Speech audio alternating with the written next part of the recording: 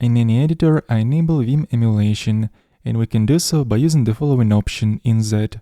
Let's set Vim mode to true. And for those who doesn't know what Vim mode is, it basically allows us to edit code without ever reaching to the mouse.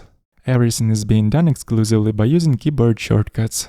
There is also an option to set multiple cursors in Zed, and in order to do so, we firstly have to press and hold the Option key and then click in any place of the code where we'd like the cursor to appear.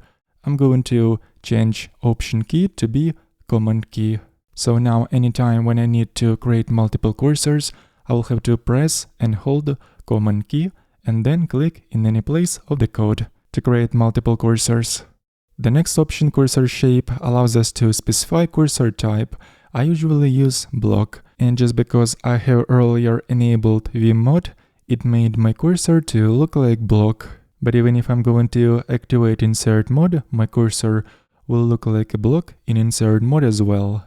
I'm also going to disable cursor blinking by using cursor blink option set to false. You might have also noticed that when selecting some text, other similar matches of selected text are also highlighted. In order to disable this behavior, I'm going to use the following setting called selection highlight. And let's check it out now. I'm going to highlight some text, and this time none of other text gets highlighted. There is also a way in Zed to modify code by dragging and dropping. I never use this behavior, so let me disable it by adding the following option, drag and drop selection enabled, and I will set it to false. Also, there is a feature when you put the cursor on a particular word and then open up search panel, the search field gets populated with the text under the cursor.